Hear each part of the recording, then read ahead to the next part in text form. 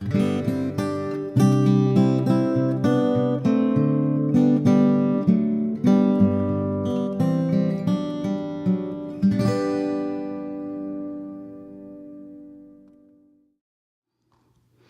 very honored to introduce Steve Case, co-founder of AOL, chairman and CEO of Revolution, and author of the New York Times and Wall Street Journal #1 bestseller, The Third Wave, An Entrepreneur's Vision of the Future.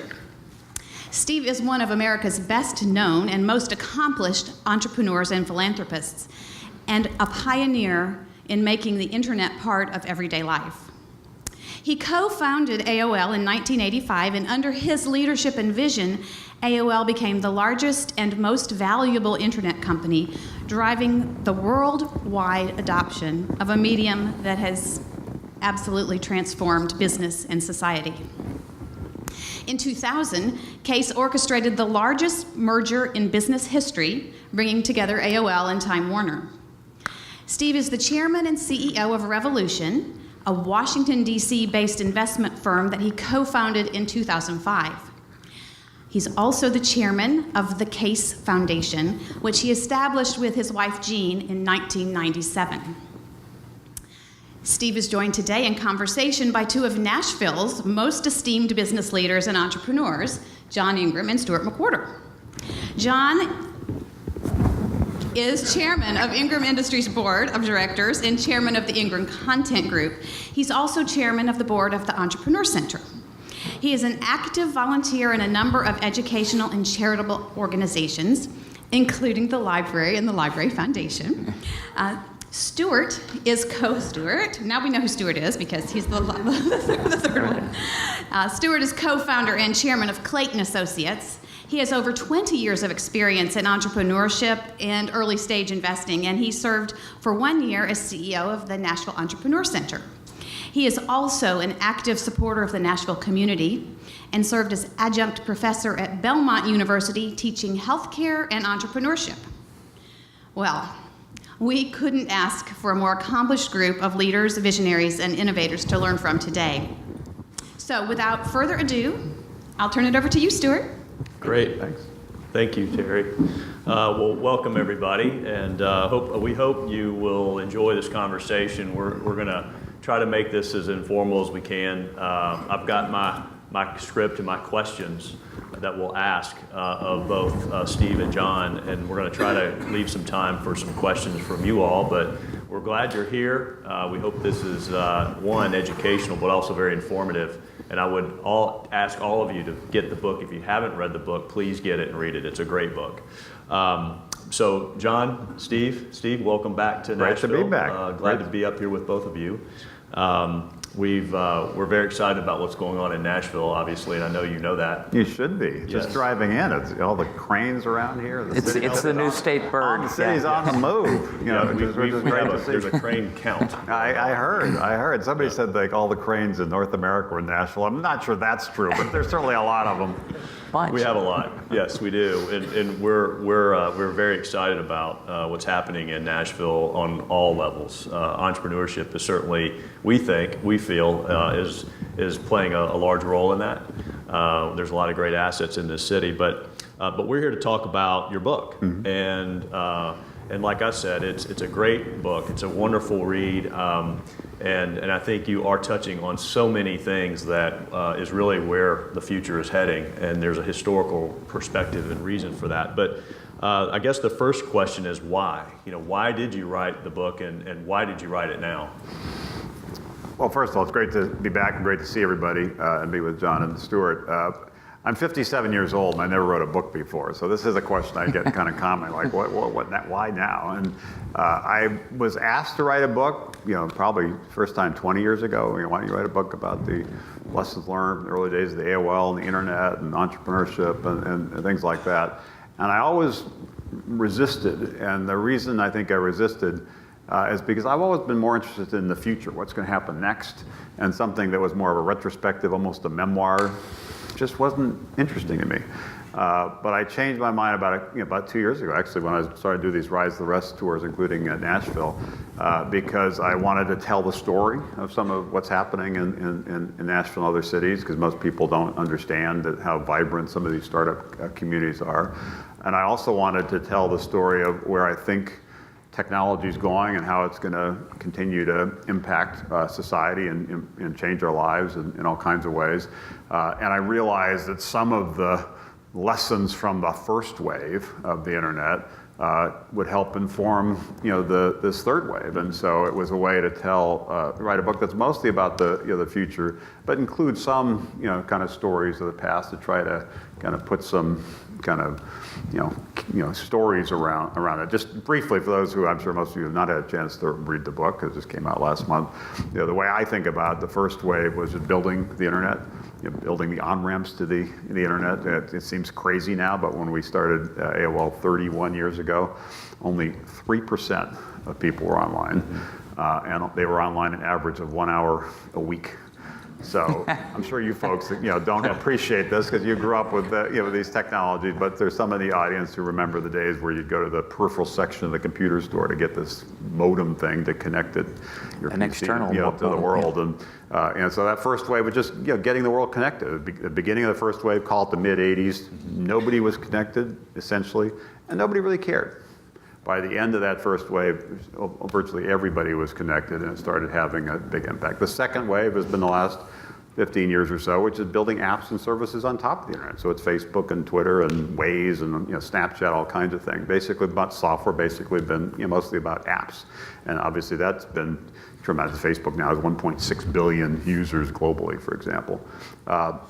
But the third wave, I think, is where the internet really, makes the next big leap, and it's more integrated into daily life. And the process changed things like learning that John and others are working hard on, and healthcare, and even energy, transportation, how we think about smarter cities and autonomous cars, things like that. Even the food industry, there's going to be a lot of innovation, a lot of what some people call disruption in this third wave, but it's going to require, I think, a different mindset and kind of a different playbook than worked in the second wave, and that's what led me to finally say, okay, I will write this book. And last thing I should say is that the name of the book I got when I read a book called The Third Wave in 1980, and some of you may remember this. Alvin Toffler, the futurist, wrote a book called The Third Wave. I read it when I was a senior in college, and I was completely mesmerized by it, because he was essentially talking about what we now think of as the internet. So when I finally decided to write a book, I wanted to use that title, and I opened the book telling the story about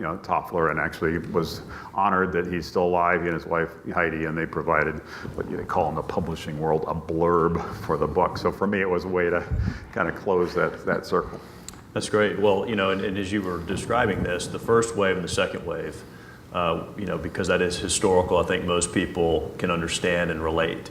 But as you think about the third wave and the future of the internet, speak to that specifically, particularly around entrepreneurship. I think a lot of folks in the room are entrepreneurs or work with entrepreneurs, and so give us some examples of how the third wave will really impact entrepreneurs and early stage startups.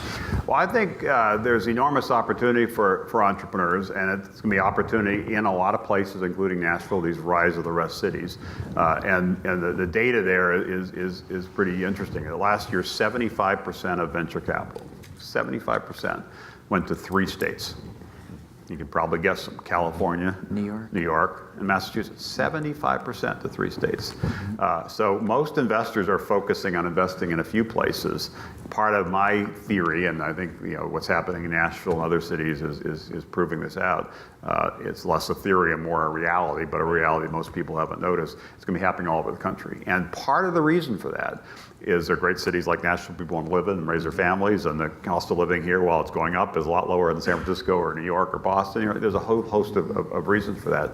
But also, some of the real opportunities in this third wave are going to be in sectors where some of the major players are in places like Nashville, whether it be in healthcare or music or other areas. And being part of the strategy that's going to work better for entrepreneurs in the third wave than was necessary in the second wave is partnerships, working partnering with companies. So it's not so much just about your app and dropping it in the app store and hoping it's successful. It's how do you partner, with companies to get more traction. So that's going to drive some of this third wave dynamic, and that's why I think it will accelerate the rise of the rest with these different regions. But you can get half a dozen sectors touch briefly on. Healthcare, with some progress has been made in the first wave and the second wave, but the reality is most people, when they go to the doctor or go to the hospital, it works about the same way as it did before. And there clearly are ways to use technology, use the internet to help people manage the process of staying healthy, what some call wellness, and there's some innovation that's happened there. There's a lot of things happening now around managing chronic disease, heart disease, and diabetes. A lot more focus on precision medicine to manage more life-threatening diseases. That's what's going to happen in this. I think the third wave, with little pockets of activity are going to accelerate in learning. And I know John is working on this, and many others are. We know kids learn differently. Some people have just different styles of learning. Some people are more visual learners. Some people just need a little bit more time. So having more kind of personalized, adaptive approaches, to learning are going to really transform a lot of classrooms. But again, it's not just about the software. It's not just about the technology. It's how do you actually work with teachers, work with schools, work with professors, work with universities to kind of create this new kind of paradigm. In the area I mentioned before, smart cities, there are a lot of companies, GE and IBM and others are working on this. It could be very effective in terms of moving people around, less traffic, better use of energy, a lot of interesting things, including kind of these driverless cars that half a dozen companies are working on. But it's going to require them working together in partnership. It's also going to require a little more engagement with policy and regulations in terms of how these things work. I'm very excited what's happening in the food sector, including in Nashville. There's a lot of folks who are decided that the traditions of sort of the big food companies that's been dominant for the last half century, maybe there should be a new generation of brands and companies that are more focused on healthier offerings and farm to table, different kinds of models. There's a lot of investment happening in that sector. So there's all kinds of parts of our lives that are pretty important. What we eat is pretty important. How we stay healthy is pretty important. How our kids learn and how we learn is pretty important. Those are pretty fundamental aspects of our lives, and those are the things most ripe for change, I think, in this third wave. If the innovators, whether it be within small companies or big companies, recognize it does require a different different approach. Yeah, and I think that's a great segue to this sort of next question is around the skill set. You're talking about transforming large industry, large company, certain ways in which they have been set and how they do business. And so as you project out over the next 10, 20, 30 years, what type of skill set is required to make that work and be successful? Well, I think the dance in this third wave is going to be interesting and a new dance in some ways, whether it be the entrepreneurs in the small companies or the corporate executives in the big companies. Because to a large extent, the second wave, it was sort of the entrepreneurs kind of doing their own thing, and the larger companies, the incumbents, kind of sitting on the sidelines. Take Airbnb, for example. A decade ago, it didn't exist. Now it's the largest hospitality company in the world. Yeah. They didn't need to partner with Hilton or Marriott or anybody else. They were just able to kind of launch that. But in the areas I've talked about, education, healthcare, things like that, the partnerships are going to be necessary for the entrepreneurs really to sometimes even get into the market, but to accelerate their growth. And the partnerships are going to be more important for the big companies to stay relevant and be agile. Every company obviously tries to attract and retain a lot of smart people, but no matter how good your company is, I guarantee you there's more smart people that don't work for you than do work for you. And how do you create a network around your company and connect to different people and different ideas and kind of lean into the future and have a little bit of sense of paranoia so people don't get complacent, but also a sense of curiosity about what's possible. So the larger companies that figure out how to partner with the smaller companies, and the smaller companies that figure out how to partner with the larger companies, I think are going to be the big winners in the third wave. Yeah. So we're talking a little bit about transformation. John, I know I'm content, glad you're finally getting John into this. I felt like I was under siege setting here. the stage for John. was all Ingram good. Content has gone through quite a bit of transformation, and it's the industry has transformed quite a bit, actually. What are you all doing in anticipation of this third wave? I think we've kind of been living it, to be honest. But go back to 1995, and where I kind of think transformation started happening for us. There was this guy out in Seattle. I'll never forget one day one of my salespeople came in and said, "Do you know this company that's trying to sell books on the World Wide Web?" And of course, my reaction at the time was, "What's the World Wide Web?" Okay, January of 1995 was more of a prevalent, who knew, unless you're in academia or science or something like that. So, I traipse out to Seattle and lots of customers there, and I go into this slum area next to a barbecue pit where you literally have to step over the winos to get into this little area. And it's Amazon.com. And Jeff Bezos had 8 people working for him. He had 2 servers running his business, one named Ernie, one named Bert. His IT guy was a Sesame Street fan. I don't know what it says about him, but I remember coming back thinking, this is fascinating. Fast forward a couple years where the internet looked like it might be going to take over everything. And we decided to go through a process of trying to sell our book wholesaling operation. Why? It's because, wholesaling and things like that work well when you have lots of customers and lots of suppliers. If you have really a lot of aggregation one way or the other, it gets to be more difficult. And I won't bore you with it, but the Federal Trade Commission, in their infinite wisdom, decided that wasn't a good thing to have happen. And so, we came out the other end and had to figure out what to do. If you think, okay, the dynamics are moving this way, what are we going to do to stay relevant and to stay profitable? And I started looking at this a couple years ago from my board, just to say, okay, how to dimensionalize what's happened for us transformationally. And so I went back. We do lots of different things and lots of different business models, but I took from 1995 to 2015 was 20 years, and so I just looked at the 10-year chunks of, okay, what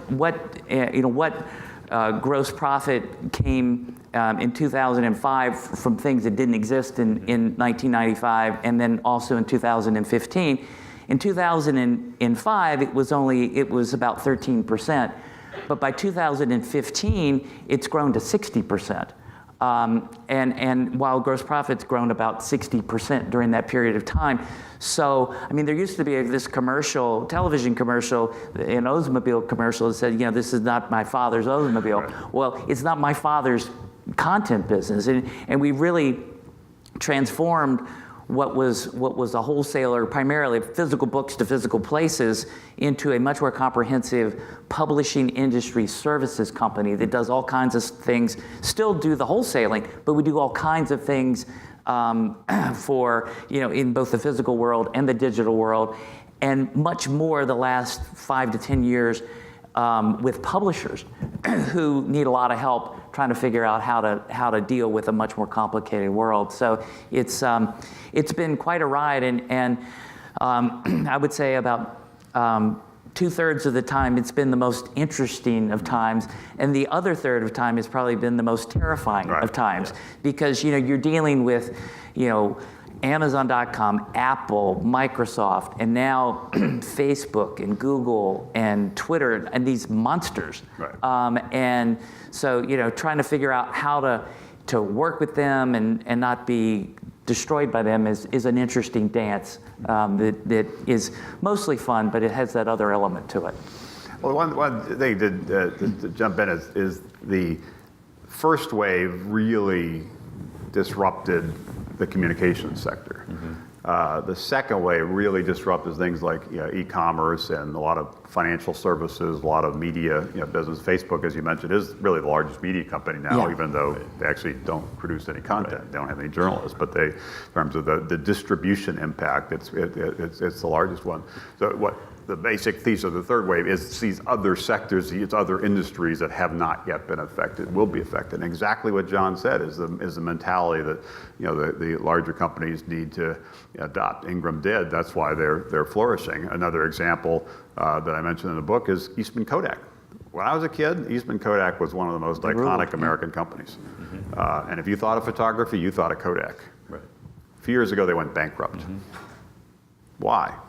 You probably can guess, because of digital photography. But what you probably don't know is Kodak actually invented digital photography. Engineers at Kodak invented digital photography. So it wasn't like it was a surprise. But the leadership at the time was kind of complacent and kind of liked the economics of their paper and chemicals business. Well, it's and kind of what happened with you with AOL and Time Warner. You get in this 90-day grind as a public company, and there's a lot. It takes a special person. I give Jeff Bezos a heck of a lot of credit. Not only has he gotten out of a 90-day grind, he's convinced the financial world that it makes sense for him not to make money, and that he can at any time, so he doesn't ever have to. I'm how in the world did he do that? No, I think that's right. You have to be able to kind of lean into the future and figure out ways to drive, kind of and benefit from some of these changes as opposed to be left behind. And a lot of it's protecting the bricks and mortar and the infrastructure and capital that has protecting a legacy. Yeah, I mean, I think ultimately you got to be willing to blow. I mean, if somebody's going to blow you up, might as well be yourself. Right. Yeah. Well, I mean, it's true. Switching gears for a minute, Steve, you talked about Rise of the Rest, and which is an unbelievable effort on your part. You've visited, I think, over 20 cities throughout the whole Rise of the Rest tour. Nashville was a beneficiary of that, and I think something that we're certainly really proud of, and I know at the Entrepreneur Center we have been. But talk a little bit about what that is, and really how you're taking Rise of the Rest into these second-tier cities or that are emerging, and how you're layering some of that in with the third wave. No, it was actually, we started talking about some of this 5-6 years ago around kind of regional entrepreneurship. I was asked to chair something the White House launched called Startup America. And I just, as I traveled more around and met entrepreneurs all over the country, I thought it was remarkable, some of the businesses that were being built there, yet the story wasn't really being told, and investors generally weren't paying attention. So that led us to say, well, why don't we try to figure out a way to spotlight some of these entrepreneurs. We said we had this idea, why don't we use a bus? It's like kind of Americana. We'll get a bus and we'll drive around the country and stop in cities and meet entrepreneurs. And then we said, why don't we create a pitch competition in each city to create media attention and use the bus as sort of a convening platform to get the university president, the mayor, and the governor, and the CEO of big companies, and the founders of the little companies, and all together, kind of wandering around the city. And the first one we did was the one that included Nashville. We started in Detroit, then went to Pittsburgh, then Cincinnati, and then Nashville. And I thought it was terrific. I should say, I think that's Mike in the first row there. Could you stand up? Mike Butero is the founder of Artifun, which was the winner of the Nashville Rise the Rest competition, a great musical instrument that's shipping in a few weeks. So he's been working on it for the last 2 years.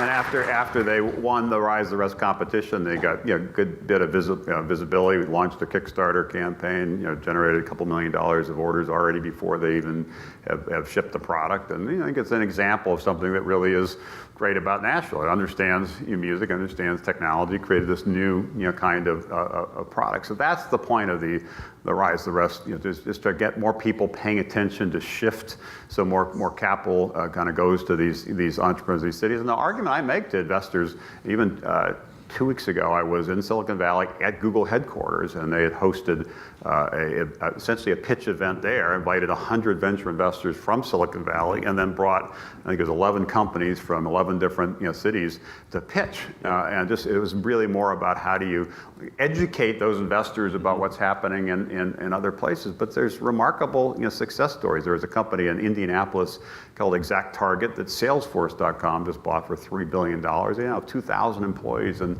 downtown Indianapolis. Or Under Armour, started as an athletic wear company, now doing all kinds of things around fitness tech and health tech. They're growing like crazy in Baltimore, Maryland. They're one of the hottest health IT companies. Epic Systems is in Madison, Wisconsin. I think they have like 10,000 employees focused on electronic medical records. One of the hottest virtual reality companies, a company called Magic Leap that's raised $1.3 billion. From Google and Alibaba and others. Guess where they are? They're not in San Francisco. They're not in Boston. They're in Fort Lauderdale, Florida. Yeah. So it's just the rest is rising, and you see it here with the cranes. Nashville is on the move, and I think part of the reason I wrote the book was to educate people about the role these startups play in lifting up communities. They are the principal source of job growth. Right. It's not the small businesses, it's not the big businesses, it's the young high-growth startups. The data is pretty compelling there. So if you want to have your community stronger 25 years from now, invest in the startups today. It's kind of like the seed corn, and do it not just in a few places, do it all across the country. And it was, 75% of all venture capital, you said? Right. 3 cities. And when was this? The last year. 3 states, but like California, New York, Massachusetts last year, which is crazy. It does not reflect the distribution. By the way, there's other imbalances that also I think need to be addressed. Less than 10% of venture capital last year went to women. Right. Over 90% went to men. Mm-hmm. People of color generally don't have the same access, the same network. So one of the things that actually went into force this week, after the Congress passed something called the Jobs Act, Jumpstarting Our Business Startups Act 4 years ago. This week, this notion of crowdfunding is now in place, where entrepreneurs anywhere, including Nashville, can basically put information up about their business, and people who want to invest in their business, not just buy their product, like the case of the Artifund instrument or other Kickstarter, Indiegogo campaigns, but actually invest in that company, and now have the ability to do that. Right. And so that will help level the playing field. That will help provide more access to capital for more people in more places, doing more interesting and more diverse things. Yeah, and I think that's part of that trend and part of Rise of the Rest and other cities participating in entrepreneurship, particularly in receiving capital, is along the lines, I think, with John, what you're doing at Ingram. You've invested. I know you have, and you and I have done several deals together. Yeah. But you personally, but also Ingram, is starting to look at more of these early stage startups. And I know part of it is, how does that fit into what the overall Ingram strategy is? And it's a way for you to start to see some things that are innovative ideas, or entrepreneurs that are doing some creative things. One of which is with 1440 that we partnered with, or you partnered with the Entrepreneur Center. Talk a little bit about that, John, and sort of why you do that and what your expectations are as a result of that. Well, I think they're both offensive and defensive reasons.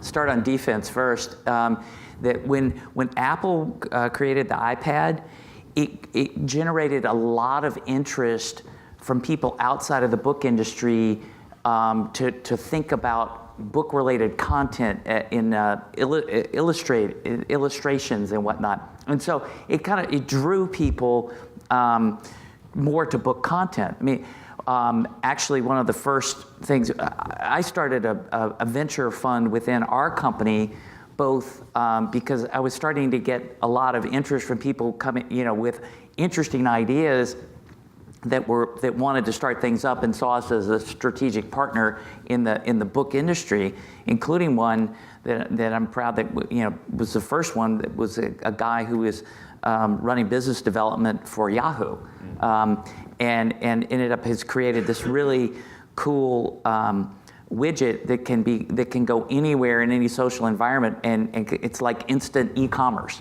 And that's really important, because one of the key factors for content creators is, it's a little bit like going fishing. You want to fish where the fish are, not where they're not. And the fish they're in social environments. And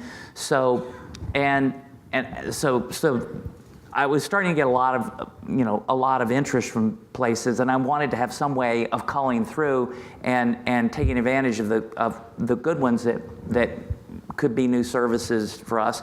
But then also, I mean, when it comes to 1440,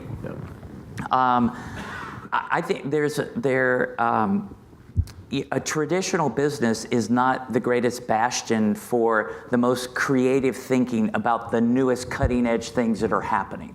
And that is not a knock on anybody that works for Ingram. I mean, they're fantastic people, but we don't have all the answers for everything. And I think it gets to the whole, how do you partner or acquire or some of the pieces that you don't have the skill sets or the knowledge to dream up, but other people do. And with 1440, and which was the accelerator that we ran down at the Entrepreneur Center. 1440's name. Well, I was going to say we got the name from, that's roughly when Gutenberg invented the printing press. And this is, I would say that the book industry has changed more since 1995 to today than it did from 1440 until 1995. Yeah. I firmly believe that. But 1440 was, I think there's a big opportunity for someone like Ingram to help the publishers, and primarily small and medium, but it could be large ones too, do a much better job of sales and marketing of content into the social environment, i.e. where the fish are. And so I knew we weren't going to be able to do it all by ourselves, and so I thought, well, I'm always looking in the industry and at conferences and different events, but I thought I want to start running an accelerator. And it was interesting. We had 8 different teams show up, and they were from 4 different continents. So it was from all over the world. And we just had pitch day last week, and there are probably 3 of them that we will partner or buy. Ultimately, that have created some really cool things. I mean, like one has got a platform where a publisher or an author, because when you look at what's the difference between a really small publisher and an author, it's not much. It's like who was, I think Jimmy Buffett, one of his songs said, it's a fine line between Saturday night and Sunday morning. And I think it's a fine line between, an individual author and a small publisher. It's like whether you got an LLC or not. But to be able to do all of handle all of your social marketing on one platform, and to get real-time feedback, analytics, and suggestions about what to do, that'd be incredibly valuable to a whole range of people. And that's one of the groups that came out. So defensive, because I was like, what do I do with all this incoming, this incoming opportunity?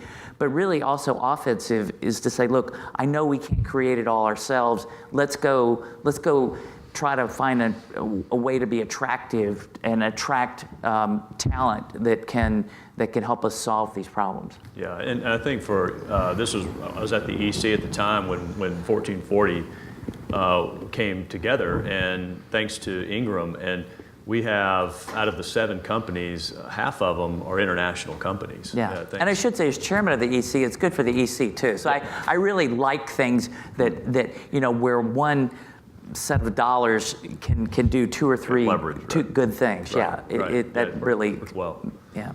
And this issue of the bigger company, exactly what John's saying, kind of leaning in the future, understanding what's happening, building a kind of a network, trying to have a radar system. And then for some of these companies, maybe this one you could be a customer of, maybe this one you could invest in, maybe this one could be a joint venture, maybe this one you actually do acquire. It's very helpful to these companies who have interesting ideas but don't really have the Ingram distribution. Right. So it's really valuable to them, and it's also really valuable to the larger company to have the benefit of these more innovative kind of ideas around the periphery. That's why these partnerships are going to become so important. And some companies had that mindset, but it's going to become much more pronounced in the third wave. And an example of how you can reinvent a company based on that is now 30 plus years ago, Hearst when there was the early days of content changing and cable television, now probably 40 years ago, cable television, they made a 20% investment in this silly little sports network in Bristol, Connecticut, which is now called ESPN. And it's the 20% interest they have in ESPN, more than the rest of the company combined.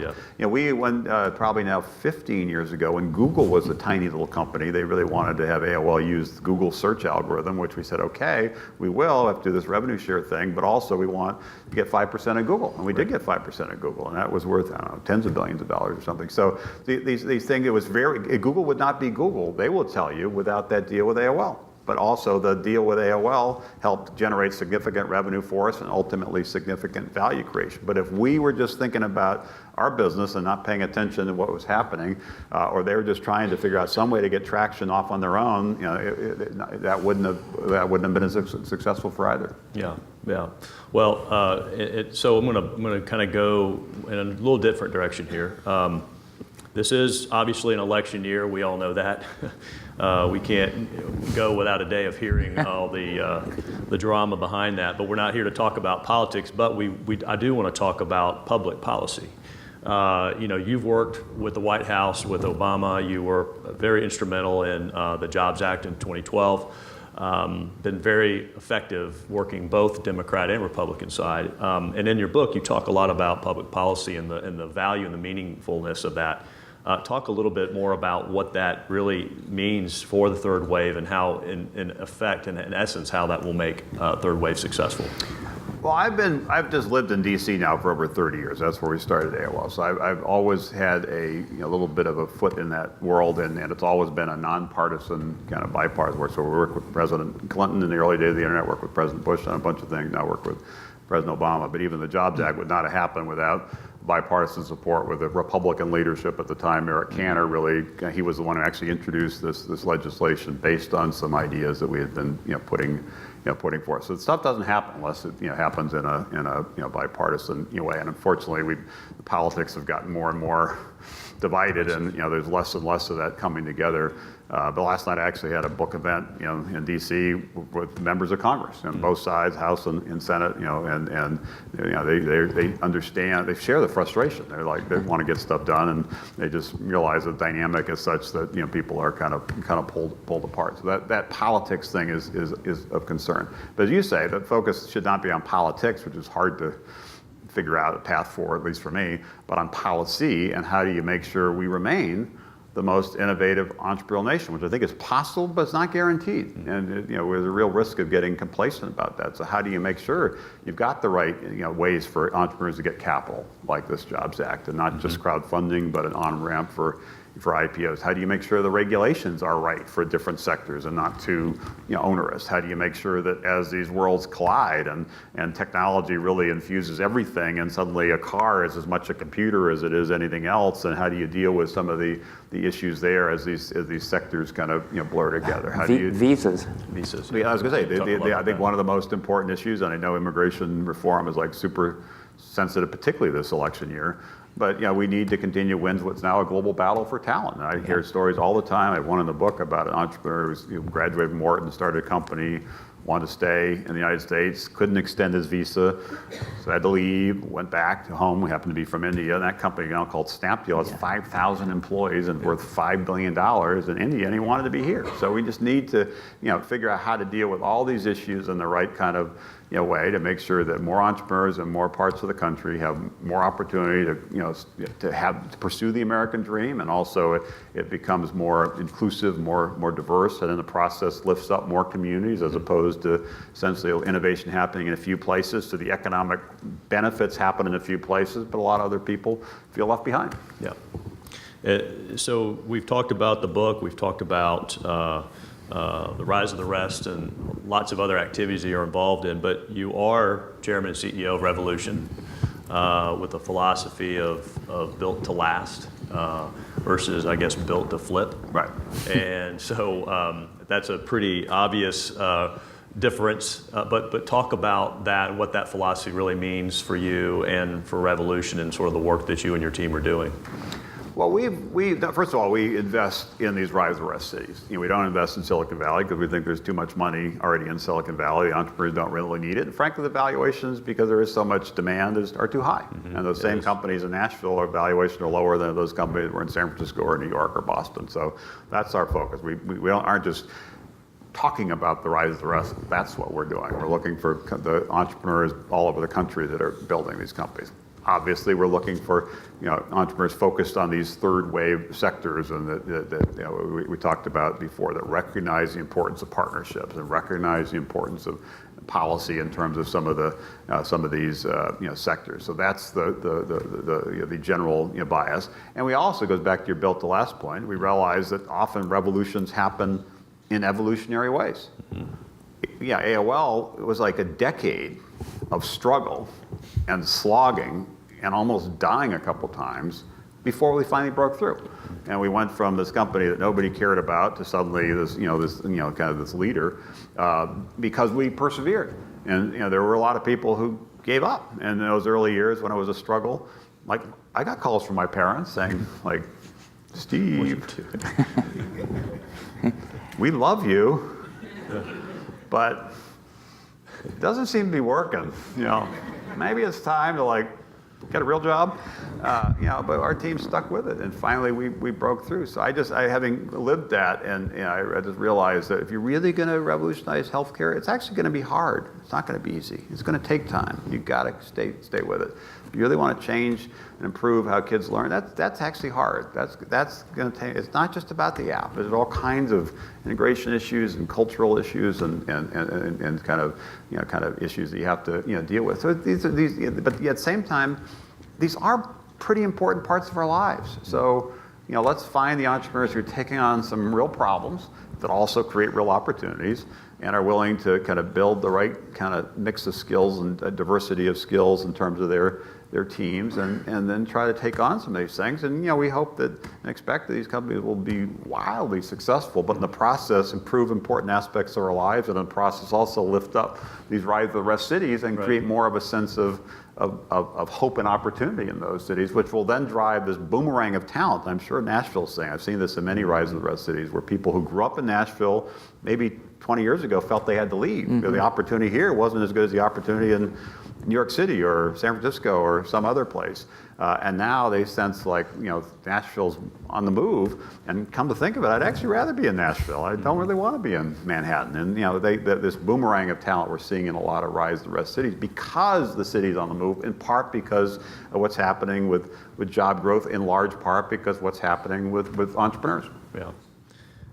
So I always like to hear some examples. You've done a lot in your career, and certainly AOL is one that many people know. But with Revolution, perhaps, or maybe outside of Revolution, companies that you've been a part of that you've seen where you've got an entrepreneur with an idea, or it's in its early infancy, to something that became, and it doesn't have to necessarily be because it got a 10x return, but what's the one that really just sticks out that had such an impact in the country or in its industry or in the world that you could maybe share with us? Well, one example, we invested in a company probably 14 or 15 years ago called Zipcar.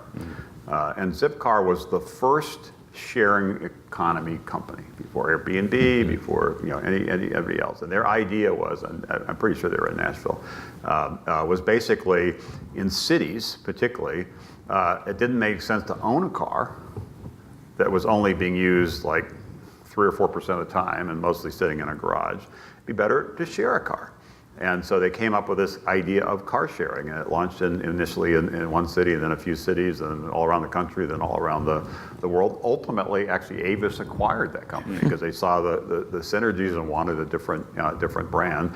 And it ushered in a whole revolution in mobility, and companies like Uber and others that have come after. Now there's this whole mindset that's really a shift. And when we got involved in that, I remember getting Lee Iacocca, who some of you may remember was the CEO of Chrysler, to join the board and make an investment when we made the investment. And the conventional wisdom then is, including initially with Lee, was, Americans love their cars. People are never going to share their cars. This is a crazy idea. But now, in many cities, particularly larger cities, particularly when a lot of people, particularly young people, want to live downtown, They actually don't want the hassle of owning a car, the expense of owning a car. So Zipcar is doing well, and there are many other, other services, Launch Car2Go and others, and Uber and Lyft, and now people are thinking about driverless cars, these autonomous vehicles. Google's doing it, and Ford's doing it, and a lot of people are doing it. And the very nature of transportation in cities is about to change in a pretty profound way. And when Zipcar was pitching their idea, people thought that was the dumbest thing they'd ever heard. And it's an example of most really good ideas start as really dumb ideas. And most things that seem, that someday become really mainstream start out pretty fringy, including the internet, including AOL. When we had those early days when we got started, most people did not think consumers would ever see the value of being on the internet. That was the conventional wisdom, which now seems hard to believe. Trust me, for a decade, it was true. We went public in 1992. We had been at it for 7 years. The first internet company to go public. And I remember the roadshow with institutional investors, the internet. And they're like, who are you and why are you wasting my time? Right. This is a stupid idea. Except for Al Gore. Yeah. Well, particularly from Tennessee. Yeah. Anyway, the point is these things take some time, and what we try to do at Revolution is identify some of these trends a little bit earlier and back some of these entrepreneurs, recognizing it, if they can be overnight successes, great, that makes it easier. But in most cases, it's going to take some time and require some perseverance. And so John, I would ask you as well. I know that you are, because of your activity with Ingram and your activity with the Entrepreneur Center, a variety of other investments that you've made and seen, what are some of the ones that are most memorable for you, in terms of, maybe it doesn't have to be a specific company, it could be just a quality within the entrepreneur or the team that it impresses you the most? Well, I think I kind of really cut my teeth on our print-on-demand business because it had three very distinct phases. I mean, I first started it because I thought, well, why am I wallpapering warehouses with books when I can make what somebody wants when they want it? It sounded like it made a lot of sense, and it was like an extension of what we were currently doing.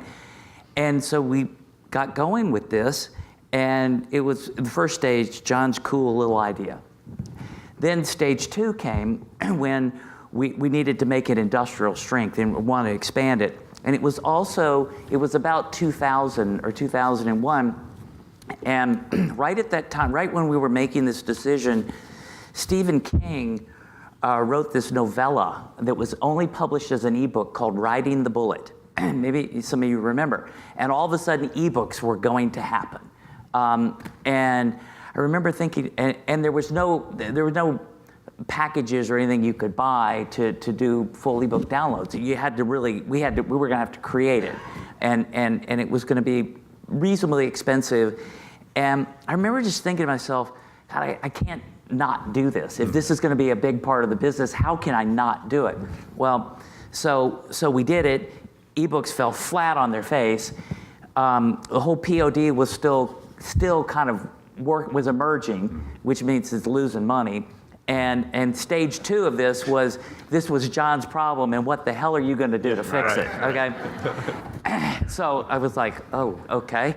And then about 2004 or 2005, it was clear print on demand was really working, and all of a sudden, stage three was kind of, it went from John's cute idea in stage one to John's problem to our success. And it was very formative for me because it helped me figure out the way this works. And the way I deal with this now is I get it. I own failure and we share success. Right. But in certain ways, but in a lot of ways, it's just made it a lot simpler because okay, I know how to do this and how to move forward, and I learned it, in my own company, how this was going to be. So, it was by far the most formative thing that happened. That's good, and lessons learned along the way. Oh yeah. Well, we could probably sit up here and talk for another hour, but we have an audience that I'm sure wants to ask a few questions. So we've got maybe 10 minutes or so to field any questions that any of you may have. I think we've got somebody in the audience or with a mic if we need it, but if not, it's a small room, we could probably do it. So yes. Hi, thank you so much for coming today, Steve. As a recent Nashville transplant, I could totally relate to this rise of breast idea and people coming as an entrepreneur with an idea. I came for the Christian Music Hub, the Main Christian Music Hub, and I wanted to know for someone with an idea for a faith-based startup, how would you approach building strategic partnerships for a community that is slow, who may be in the first wave? You know, they're still coming out of the first wave as changes technology. Dr. John. No, I think actually, where'd you come from? I'm actually a native New Yorker, but I was in the DC area as well. Well, first of all, I think it's not just a rise of the rest point. It's also a point where you came here in part because what you wanted to focus on had a center of gravity here, a sense of expertise here, a network here, a little bit of a community, here. So I think that's really important. Could you have done it in New York or DC? Perhaps, but you likely could do it better here because there's more of a focus here and more expertise here. The most important thing to get these things going is to start building some momentum around the idea, kind of a network around the idea, some champions around the idea. So just doing things like this or other events or the Entrepreneur Center, this convening and getting to know people is like a really big deal. Mm-hmm. The most important thing for community, Nashville's doing quite a good job with this, is creating those sense of connection so that people kind of bump into each other and each other's ideas, and then you create a critical mass, and then figuring out some way at the different companies that you think could be the ones that could really be, kind of potentially transformative in terms of taking your idea and giving it scale. How do you figure out a way to kind of get your foot in the door and be able to make the case why what you're trying to do is of interest to, what they're doing. Maybe crowdfunding, now that it's, this week is available, that's another way to at least get maybe that first $100,000 or $200,000 to kind of get the idea going, which and then demonstrate that it's working. So it's a mix of trying to kind of plant a flag and say, here's why I'm here, here's what I want to do, and then get other people to be part of your network and not be shy about talking about your idea. One time entrepreneurs sometimes make a mistake because they think their idea is so unique and so special they don't want to tell anybody. Mm-hmm. What I found is there actually aren't any unique ideas. Most ideas, it's not really about the idea. It's about the execution of the idea. Thomas Edison said this 100 years ago, vision without execution is hallucination. So talk about your idea, get other people to be part of your idea, build a network around your idea, and that's how you take it from being an idea to a reality. Go find Heather McBee at the Entrepreneur Center. Yes. I'm sorry? I'm a member of that. Oh, you are? Okay, Perfect. okay. I would think she would be a great resource. Yes, sir. You made reference to America not resting on its laurels, that other countries might take advantage of technology in the future. Can you expand on the America's position in the global community with globalization having come along about the same pace as the technology revolution? What impact will entrepreneurship in the future have in the global context? It's a great question. I think the way I look at it is 50 years ago, we started seeing the globalization of capital. And now it flows more broadly. And then the globalization of manufacturing, and that's had some implications on a lot of communities. And now we're seeing the globalization of entrepreneurship. What people, what America's had uniquely, and a lot of countries around the world, Asia, Europe, other places, didn't fully understand. Was this pioneering spirit and this focus on innovation and leaning in the future and taking risks and so forth.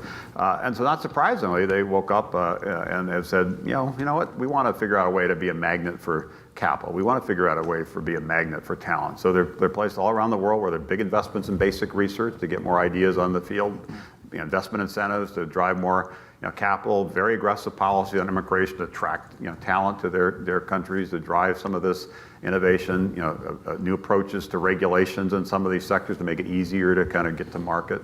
And so it's now a global battle, and that's why I think it's very important that we kind of double down on our entrepreneurs all over the country in all these different sectors, and try to make sure we can, in fact, maintain the lead. I think it's possible, but it's not going to happen if we get complacent about that, because what's happening globally is it should make people a little bit nervous. Over here, someone. Yes, sir. You may address this in the book, I'm not sure, but I'm curious. There seems to have been a little bit of evolution that's needed to happen in the world of intellectual property, specifically patents around software, internet technology. Could you talk a little bit about that and how you see that going into the future in the third wave? Yeah, I don't talk about it specifically in the book, but I do have a point of view on it, which is that, of course, it makes sense for inventors to have some sustainable value they can capture for their invention. And that's true across all fields. At the same time, I think it's important, particularly in the technology world, not to use patents as a way to reduce competition or stifle innovation. And so there are companies that basically are in the business of acquiring patents and then litigating around those patents. I don't think that goes back to the earlier question. Maximizes the likelihood that we'll be the leader in some sectors. So figuring out how to strike the balance of people's intellectual property is protected, and the benefit of invention is protected, while still enabling kind of more innovation. So we're constantly kind of pushing the envelope. It's a tricky balance, and I don't know exactly how to strike that balance. But I worry if we err too much on the side of kind of giving people who created something 30 or 40 years ago a way to essentially stifle innovation that's going to be important 30 or 40 years from now. Do you see the holding of patents and intellectual property as still being important to venture capitalists who are looking at engaging opportunities? Yes, and I think obviously, particularly there's something interesting about it. People want to make sure that it's not easy to copy, but at the same time, how do you make sure you think carefully about what is patentable? There's some things that have been patented that don't strike me as worthy of being patented. So some of it gets back to this debate about what should be protected for how long, and how do you balance the kind of giving the benefits to the inventor or the investors and the inventors, while also kind of constantly pushing the envelope in terms of a new innovation in the future. We have one more time for one more. Was there somebody over here that had a question? I'm sorry. One more question. Yes, sir. I haven't read the book yet, but what are your thoughts on deep AI and how that's going to affect the third wave? Because there's a lot of tech leaders that are kind of scared of it. And, my understanding of what you're talking about is the integration of products, but that's kind of a whole new level. And at some point, I would think it also would affect jobs. Whereas the second level kind of created a lot of jobs, like now I can have an Airbnb or things like that. But the third wave, and with AI kind of taking over things in regards to certain systems, do you think that'll affect jobs? Yeah, I think it will. I think first of all, AI is a broad concept, and there are different kind of facets to it. But AI is an example of one of many technologies that I think will become much more mainstream in this third wave, and will have many implications, some positive and some negative. And they'll only be successful in terms of the overall kind of benefits to society if there's a very thoughtful, constructive dialogue between the innovators and the policymakers. And that's one of the points I make in the book. That, and entrepreneurs actually don't like to hear this, because essentially it means that as you think about some of these issues, you have to think about some of the broader implications. Where you think about bringing this medical device to market, you have to figure out how to get like FDA approval, or you think about this drone in the sky that's going to deliver groceries or what have you. You have to figure out kind of how to get FAA approval so it doesn't like create havoc for the planes. And there's a component here that complicates the process of innovating and slows the process of innovating.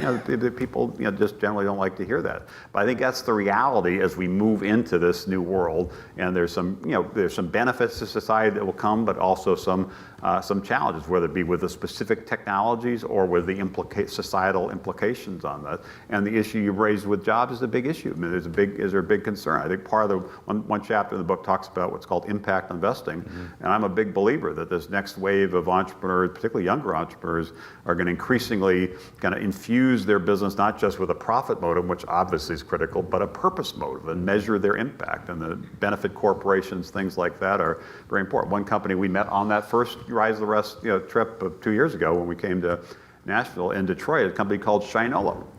This is a company which was founded with the goal, the stated mission of the company is to create jobs in Detroit and demonstrate manufacturing of high quality luxury goods can be done in America. That's actually the purpose of the company.